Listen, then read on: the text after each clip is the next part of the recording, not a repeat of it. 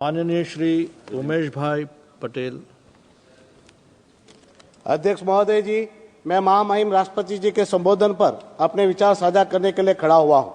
महामहिम राष्ट्रपति जी ने बजट संबोधन के दौरान कई मुद्दों पर चर्चा की जो पिछले समय में देश की विकास की प्रगति और आने वाले वर्षों के लिए अनुमानित दिशा को दर्शाते हैं।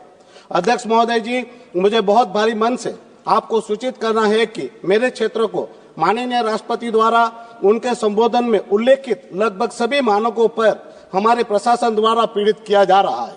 तानाशाही से मनमानी भरी कार्यवाही की जा रही है। लोगों के घर, मकान, दुकान तोड़े जा रहे हैं। लोगों के रोजगार छीने जा रहे हैं और यह रोजमर्रा के मामले का विषय बन गया है। अध्यक्ष महोदय जी, हमारे प्रदेश के प्रशासन की जमीनी कार्यवाही केंद्र सरकार की विकास और जल कल्याण पर घोषित प्रतिबद्धताओं के साथ पूरी तरह से भिन्न है। सरकार हर वर्ग के लोगों का हर प्रकार से विकास चाहती है, पर हमारा प्रशासन हर वर्गों के लोगों का हर प्रकार से विनाश कर रहा है। महामहिम ने 1950 से गणतंत्र बनने की भारत की यात्रा पर चर्चा करते हुए लोकतंत्र को नई ऊंचाइयों पर ले जाने की बात कही।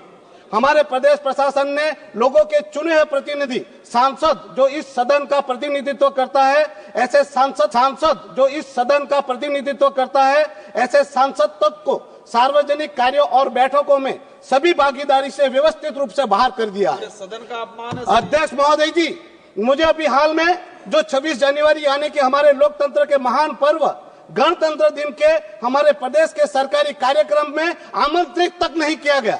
जब हमने इस विषय पर वहां के अधिकारी डिप्टी कलेक्टर को सवाल पूछा तो उन्होंने कहा कि यह सार्वजनिक कार्यक्रम है जिसमें आप सांसद को विशेष रूप से आमंत्रित करने की कोई आवश्यकता नहीं है।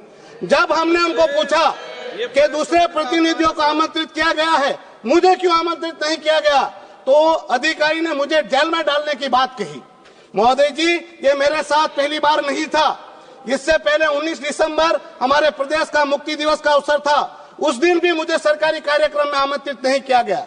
यहाँ तक कि हमारे प्रदेश के दौरे पर जब महामहिम राष्ट्रपति जी आई तो मुझे उनके स्वागत करने का मौका तक नहीं दिया।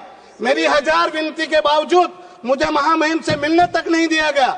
मुझे लगभग सारे के सारे सरकारी कार्यक्रम में जानबूझकर दूर रखा जाता है।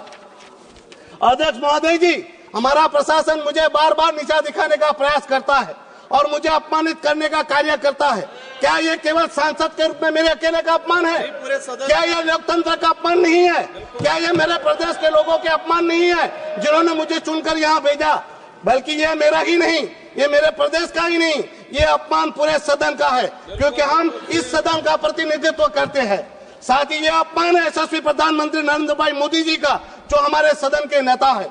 इतना ही नहीं, हमें अपमानित कर लोकतंत्र की बार बार निर्मम हत्या कर वो महामहिम राष्ट्रपति जी एवं गृह मंत्री अमित भाई शाह जी को शर्मसार करते हैं, क्योंकि हमारा संघ प्रदेश सीधा उनके मार्गदर्शन एवं निगरानी में चलता है। मैं अध्यक्ष महोदय, इस सदन के अपने सम्मानित सहयोगी से पूछना चाहता हूँ, क्या निर्वाचित प्रतिनिधियों की प्रभावी भागीदारी के बिना लोकतांत्रिक ढांचा सफल हो सकता है और अपने आप को बनाए रख सकता है? क्या ऐसे लोकतंत्र की नई ऊंचाइयां मिलेगी? क्या यह गणतंत्र है? जिस दिन संविधान अमल में आया था उसके सेलिब्रेशन के कार्यक्रम में ही जनता के चुने हुए प्रतिनिधि को अपमानित किया जाता हो और सवाल पूछने पर नौकरशाह द्वारा चुने हुए प्रतिनिधि को जेल में डालने की बात की जाती हो, धमकी दी जाती हो। अध्यक्ष महोदय जी, हमारे संघ प्रदेश में प्रशासन की तानाशाही के चलते लोग आत्महत्या करने के लिए विवश हुए हैं। एक आदिवासी बस कंडक्टर व्यक्ति ने आत्महत्या की। एक गरीब आदिवासी प्रशासन से टूटते हुए अपने घर को बचाने के लिए अपने आप पर मिट्टी के तेल डालकर जलकर मर गया, पर दुखद है उसका घर नहीं बचा। वहां सरकारी अधिकारी एसएस बोया जी ने आत्महत्या की। वो सरकारी कर्मचारी जिग्नेश काछा जी ने आत्महत्या की। सामान्य जनता सरकारी कर्मचारी ही नहीं, हमारे प्रदेश के प्रशासन की वजह से हमारे इस सदन के अति वरिष्ठ सदस्य जो 7 बार चुनाव जीतकर आने वाले आदिवासी नेता मोहन भाई डेलकर जी ने भी प्रशासक की वजह से आत्महत्या की, जिसकी एफआईआर तक हुई है।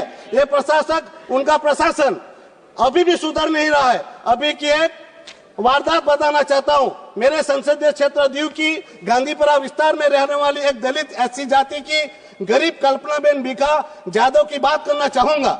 महोदय जी, कल्पनाबेन के परिवार द्वारा बनाए गए लीगल घर को खाली कर तोड़ने के लिए प्रशासन जोरदार जो दबाव बना रहा है। घर खाली न करने पर इस गरीब बहन और उनका भतीजा जो सरकारी विभाग में डेली बेसिस पर काम करते थे, उनको नौकरी से निकाल दिया गया। जब इस विषय पर लेकर कल्पना बहन कलेक्टर के पास गई और उन्होंने कहा, साहब आपने हमारी नौकरी छीन ली है, अब हमारा घर भी तोड़ देंगे तो हमें आत्महत्या करनी पड़ेगी।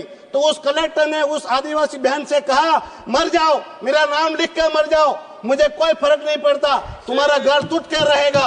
और ये लिखित में फरियाद की है। मैंने भी मंत्री जी को इस बात पर संज्ञान देने के लिए कहा है।